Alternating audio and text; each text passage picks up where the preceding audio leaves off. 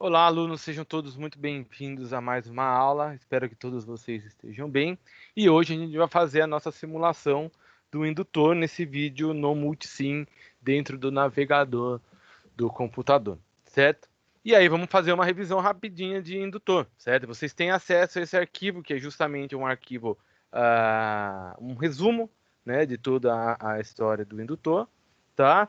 Mas o que é um indutor? O indutor ele é um componente, tá? A gente já vai ver foto dele aqui embaixo, que ele nada mais é do que um fio de cobre, né, esmaltado para ter uma isolação, enrolado em torno de um núcleo ferromagnético ou não, certo? Então ele é uma bobina, certo? Um enrolamentinho lá e tudo mais. E a finalidade dele, ele é um parceiro, sempre tem essa ideia, que ele é um parceiro do capacitor. E aqui a gente já faz os nossos parênteses, né? O capacitor, ele é um dispositivo que armazena carga elétrica, certo? Através do campo elétrico dele, e aí isso daí faz com que ele seja muito associado à tensão elétrica do circuito, tá? O indutor, ele armazena a carga, mas através do campo magnético dele, gerado dentro dele, tá? E isso faz com que ele esteja ligado com a corrente elétrica, tá? Então ele armazena energia potencial, né, através da criação do campo magnético, tá? Por ser uma bobina, tá? Um enrolamento, então o símbolo dele em eletrônica é nada mais do que uma representação de enrolamento, tá? Uh, Aqui, né, a gente tem as explicações, os desenhos para você ler com calma depois sobre o fenômeno do indutor, da energia do campo magnético, lógico, bem resumido, certo? Mas vamos colocar aqui o seguinte, o que você precisa principalmente saber nesse começo aí, né, na parte de laboratório sobre o indutor. O capacitor, que vocês já fizeram com experiência, ele não gosta de variações de tensão. Não é o esquema dele, tá? Porque como ele armazena ali no campo elétrico, essa variação é evitada por ele, tá? Para não ter perda de carga e tudo mais. E aí a gente usa ele, por exemplo, em filtro capacitivo de retificador, onde você tem uma oscilação grande, você coloca um capacitor ou um banco de capacitores, né? Uma combinação deles, e aí você consegue evitar a oscilação da fonte. O indutor, ele vai fazer então o quê? Vai evitar surto de corrente. Quando eu coloco um indutor num circuito, na hora que eu ligo o circuito, ao invés dele já disparar a corrente lá em cima, como a gente vê no circuito puramente resistível, que ele vai direto ali no ponto de corrente baseado na lei de Ohm, ou mesmo no capacitor, que o circuito começa na tensão mais alta, com um indutor, a corrente começa partindo do princípio que não tinha nenhuma carga no circuito, ela começa zerada, certo? E aí, começando zerada, a corrente vai aumentando gradativamente conforme o indutor vai criando esse campo magnético e se carregando, tá? Então aqui tem a indutância, tem, né, a indutância que é justamente a grandeza que o indutor representa, tá? Que é, né, a tendência de um condutor a apresentar oposição de passagem de corrente, mas é causada especificamente pelo campo magnético em torno do elemento, tá? Por isso vocês vão ouvir falar muito de indutância, porque a gente pode ter indutância. A gente tem um indutor, que é o elemento específico, mas tem indutância numa linha de transmissão, tem indutância numa trilha de placa de circuito impresso e assim por diante, tá? Aqui tem as fórmulas. O que eu preciso saber é que a unidade desse cara é Henry, que é em homenagem a um cientista, né? Mas assim como no capacitor é mais comum a gente encontrar submúltiplo, principalmente em circuito de eletrônica, tá? Em eletrônica é mais comum ser encontrado assim. E aí os indutores, tirando os de baixa potência, eles não são feitos em grandes escalas. Então é normal a gente ter que mandar fazer um indutor ou fazer por conta própria isso daí, tá? Que é o que a gente fala de enrolar, né, o indutor. Não é algo muito barato de ser feito, tá? Os únicos lugares que tem indutores grandes sendo feitos são aqueles que fazem máquinas ou equipamentos que vão sempre os mesmos indutores, mas segue daí a receita do bolo, né? A receita do indutor vai ser sempre a mesma, tá? E aqui tem a formulação de como que eu vou criar ele, tá? é baseado, a indutância que vai sair de um indutor é baseada na permeabilidade magnética dele, no número de espiras ao quadrado que eu quiser colocar nele, na área interna da abertura que eu vou ter dele, tá? E no comprimento que ele vai acabar ficando. Tanto é que é comum, se você não quiser um comprimento muito grande, você começa a enrolar e depois você enrola por cima a outra parte, limitando assim o comprimento, e dá para ver nessa imagem aqui, ó. É um indutor que dá para ver, tem uma parte enrolada embaixo, mas tem uma parte enrolada por cima, porque isso daí limita a corrente, limita a área interna, e assim você tem maior controle do cálculo, tá? A gente tem vários jeitos de montar um indutor, né?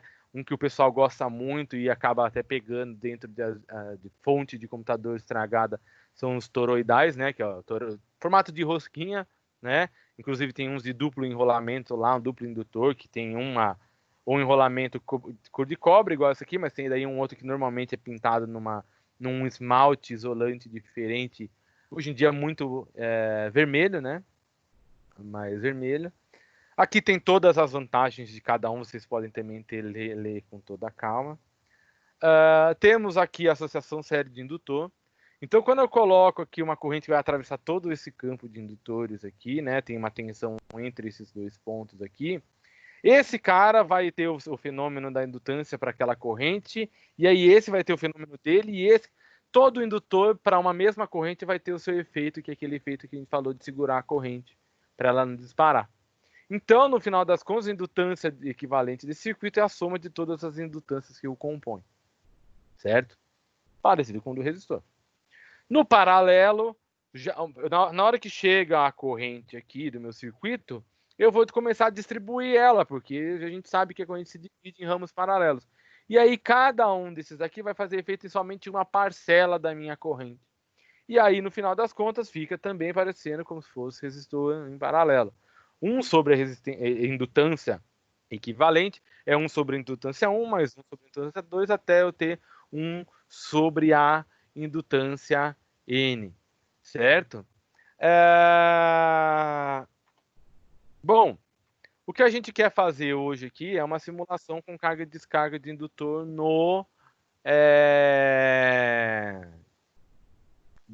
multisim, certo? Bom, então vamos lá. O nosso circuito ele é bem parecido com o de capacitor, né? Para a gente estudar. Então eu tenho aqui a minha fonte contínua, eu tenho um resistor e tenho um indutor. Eu tenho que ter um circuito RL. Assim como lá no capacitor, a gente tem como que é, né, uma constante de tempo que vai ditar os comportamentos do circuito dentro do mundo dele. Num circuito RL, a constante de tempo, que a gente também vai chamar com a mesma letra, que é tal, no circuito RL é L sobre R, tá?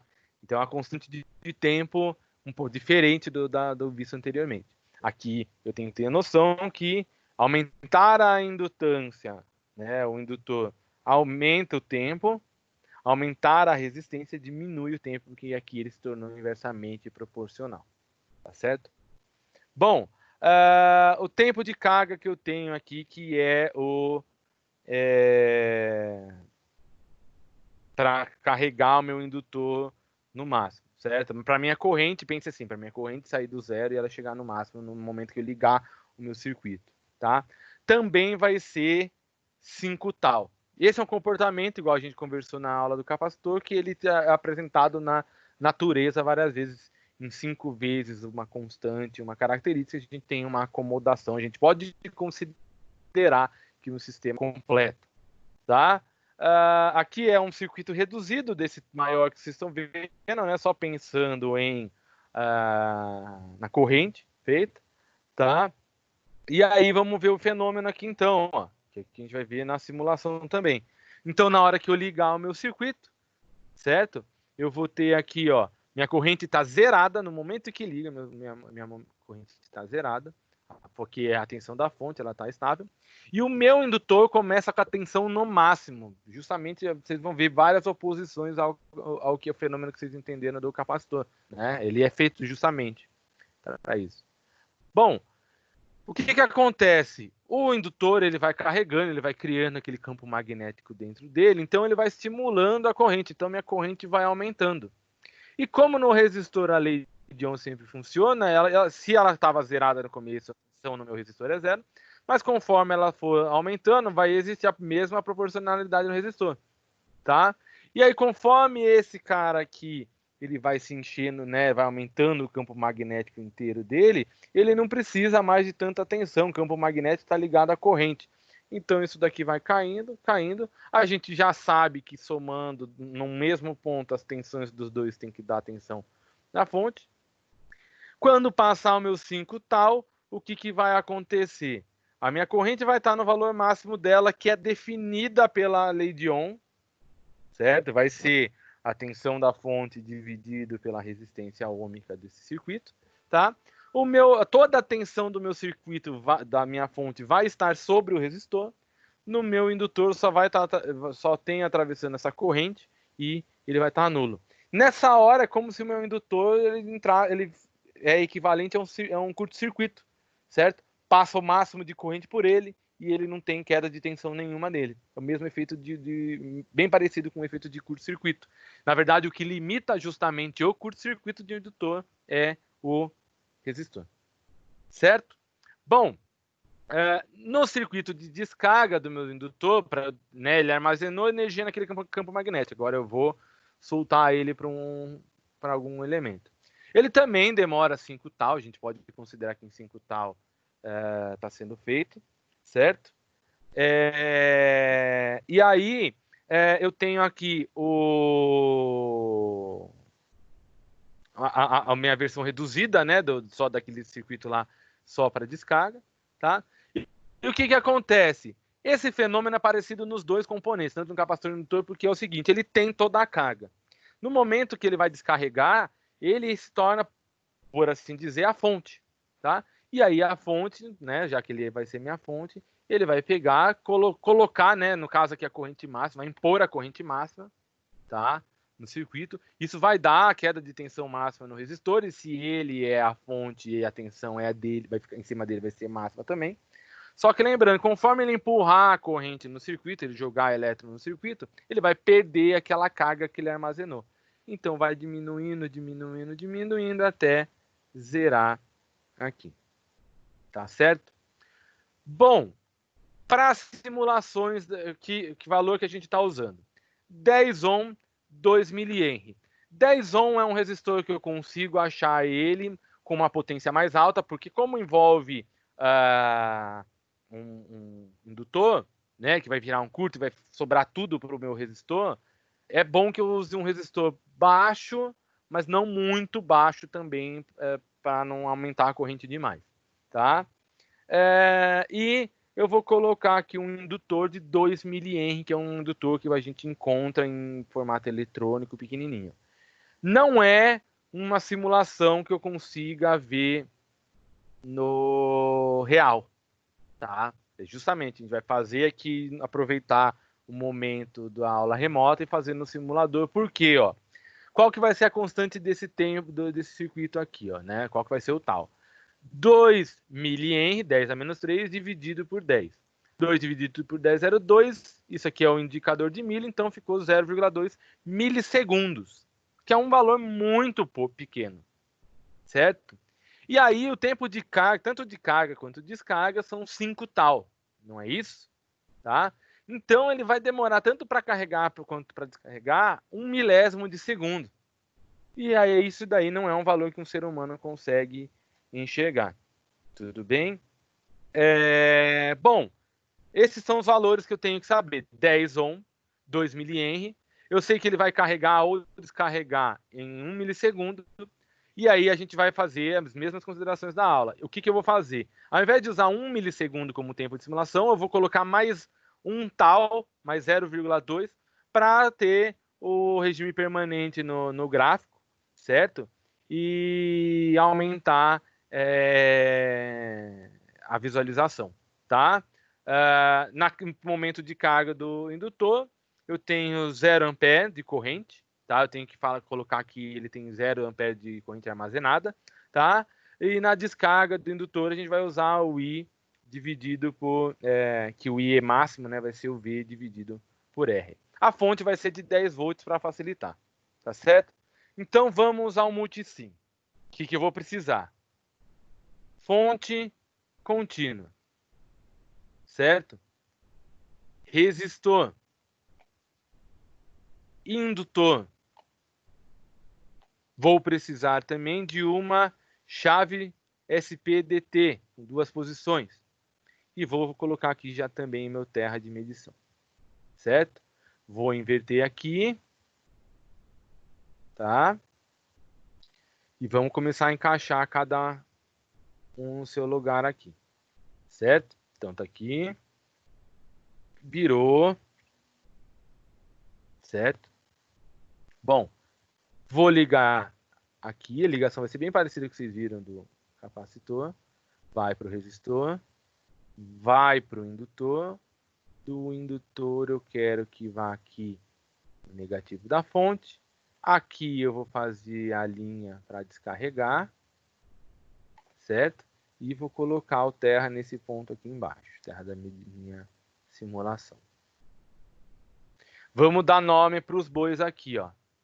V1, eu vou chamar ele de VDC, que é a minha tensão contínua da fonte, tá? Eu quero ele com 10 volts, eu vou diminuir aqui para ficar fácil de fazer as contas também, 10 volts, tá? Beleza. Meu resistor, igual eu falei para vocês, né? Eu vou colocar ele só como um R, tá? E aí a minha resistência vai ser 10, certo? 10 ohms. E aí o meu L, meu indutor, vou colocar ele como um L, tá? Indutância, igual para vocês, vai ser de 2, calma aí, 2 mili, pode colocar o Mzinho que ele entende. E eu vou selecionar isso aqui, ó, corrente inicial, IC, 0A. Beleza, fechou, tá? 0 ampere. Ó, ele tem aqui outras simbologias, esse com um pontinho, tá, gente? É para você definir polaridade do indutor. Indutores têm polaridade baseada no enrolamento. Aqui, a gente está fazendo uma simulação, não vamos entrar nesse mérito agora, tá? E aí eu vou marcar aqui, ó, texto, anotação, em cima. Esse aqui vai ser o meu processo. Opa. Esse aqui vai ser o processo de carga, certo? Tá, vai ser feito aqui em cima. E eu vou ter aqui a minha outra anotação. Opa, que é a descarga de energia. Tá aqui, ó. Certo? Assim, eu já sei qual que é o pensamento de cada um. Medidores. Medidor de tensão do indutor. Desse ponto até o terra. Tá? Já vou renomear todos eles aqui. Preciso de um medidor de corrente. Vou colocar ele bem aqui embaixo, tá? Já vou configurar ele, certo? E aí ele vai passar, né? Ele tanto na carga passa por aqui, quanto na descarga passa por aqui. Então, tô ciente. Tensão no resistor. Um Vzinho na frente e uma referência, porque senão ele vai pegar com relação ao terra, ele vai pegar tanto o resistor quanto o indutor. E como eles dividem tensão, vai ficar sempre na mesma coisa, tá? Vamos lá, ó, vamos configurar esse carinha primeiro. Ó. Esse cara vai me mostrar VR, tensão do resistor, com referência no Ref1. Ele não me precisa me dar valor nenhum, eu não quero valores, porque eu só quero o gráfico, tá? A cor dele eu vou deixar azul, eu vou mudar no da corrente, que também tá azul, eu mudo nela. Tá certo? Bom, aqui, o verde. Vou mudar aqui, ele é o VL. Tá? Também não quero valor, pode ser verde mesmo a cor dele. Por último, no meu medidor de corrente. A corrente no processo de carga, ó, tô pensando nela assim, certo? Então, ó, vou clicar aqui, ó, para trocar a setinha aqui, né? Ó, repare que ele, quando aperta esse botão, ele muda a setinha, tá? Eu vou colocar que esse aqui é o IDC, a corrente contínua do meu circuito. Também não quero valor nenhum, tá? Aí eu vou clicar aqui uma vez fora e ele vai aqui para o tipo de simulação que a gente tem. Eu quero uma simulação de transitório, certo? E aí lembrando, vamos lá. Então, transitório 1, aqui lembrando, eu posso colocar que isso aqui é a carga, né? RL, tá? Tempo de início, eu quero que seja no instante que o circuito ligue, né? Ele mostra desde o início. Tempo final, aqui está 1E-3, que é justamente 1 milissegundo. Mas lembrando, eu quero 1,2 milissegundos, tá? Condição inicial, aqui está como determinar automaticamente, sempre vem aqui definido pelo usuário, porque a gente definiu que o indutor não tem carga nenhuma. Vou vir aqui, tá tudo configurado? Tá. Vou apertar o play e vocês sabem que quando é no transitório ele já vai me botar o gráfico inteiro na tela, tá? E aqui eu consigo até tirar, ó, VR, ó, não quero mais VR. Ah, deixa eu até bem lembrado aqui, né? Esse carinha aqui, vamos colocar ele laranja, tá? Dá um outro play aqui. Foi feito aqui, ó. Aqui, ó, posso apagar cada um deles. Então, ó, pode ver justamente isso daí, ó. Tensão, ó, vou colocar aqui, ó. Tensão no meu indutor. Ela começa ali no máximo, tá? Ela começa no máximo. E aí, conforme ele vai armazenando, né, aumentando o campo magnético, né, armazenando ali a corrente e tudo mais, vai caindo, caindo, caindo, de modo que aqui no 1 milissegundo eu já não tenho quase nada de tensão, ó, né? É 0,07 milivolts aqui, mais ou menos, que ele está marcando no gráfico. Então aqui a gente já pode considerar que ele fica nulo. Enquanto isso, a minha corrente não, ela sai zerada, né? Eu acionei o meu circuito, mas ela está zerada, tá? E aí ele começa, né, a acumular energia, deixar passar mais corrente, mais corrente, mais corrente, até chegar aqui no máximo dele, que é o 1 ampere, né? Lembrando que o máximo vai ser o quê? Tensão dividido pela resistência, não é isso? E aí, então, a tensão é 10, a resistência é 10, então o máximo dele é 1 ampere, tá? E aí a tensão vai acompanhar isso daí, certo? Conforme, né, em cima do resistor. Conforme aumentar a corrente, ele vai aumentando seus valores. Tá certo? Bom, como eu simulo o processo de quando fazer o meu diodo, o meu indutor descarregar? Bom, eu tenho que vir aqui, clica aqui, aperta essa bolinha, ele troca, tá? Aqui eu vou ter que fazer uma troca do VR com o ref, tá? Opa, perdão, aqui. Deixa ele aqui, tá? Então, ó, ref2, ref2, beleza, tá? Por quê? Porque agora o indutor vai fazer isso daqui nele, né? Esse carinha eu vou ter que mudar o caminho dele, e o circuito vai ser assim. E no meu indutor, o que eu tenho que mudar mesmo? Corrente inicial. Qual que é a corrente inicial dele? 1 ampere, que é o máximo que o circuito atinge lá no regime permanente da carga. Então, 1 ampere. Os tempos são os mesmos, a gente não mudou nem R nem L no meio do caminho. Eu vou vir aqui, vou apertar o simulação. Pronto. Está aqui o meu circuito. No final das contas, um instantinho, ele inverteu todos os sinais aqui. Deixa eu voltar esse no lugar. Certo? Esse aqui eu vou inverter também. Play. Certo? O do meu indutor aqui está invertido e é difícil de consertar ele. Tá? Aqui também a corrente ficou numa escala bem diferente do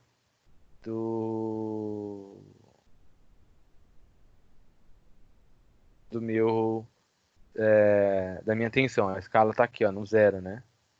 Tá? O zero da corrente aqui e o zero da tensão é aqui. Mas os dois têm o mesmo formato, por assim dizer, tá? Deixa eu modificar aqui, ó. Pronto. Os dois vão ter a mesma coisa, ó. Então a tensão começa no máximo, tá? Aqui o que eu mudei foi a tensão, coloquei aqui no zero, tá? Também, tá? Então aí a tensão começa no máximo, tanto no resistor quanto no indutor, é o que o efeito da corrente vai fazer no meu resistor, né? A corrente que o indutor armazenou vai fazer no meu resistor, e era 1 ampere, então ficou aqui, né, os 10, tá? 10 volts, né? Porque 1 ampere vezes 10 ohm vai dar os 10 volts, tá? Só que aí ele vai mandando carga e vai perdendo essa energia de simular corrente. E aí, por consequência, minha tensão vai caindo, caindo, caindo até não restar mais nada, certo? Então, já que a gente faz usa um capacitor para evitar surto de corrente, certo? A gente pode usar um indutor para evitar um surto de... Quer dizer, o capacitor evita o surto, a variação de tensão. O indutor é um cara que a gente usa para evitar variações de corrente. Espero que essa aula tenha sido interessante, né? E até um próximo vídeo. Valeu!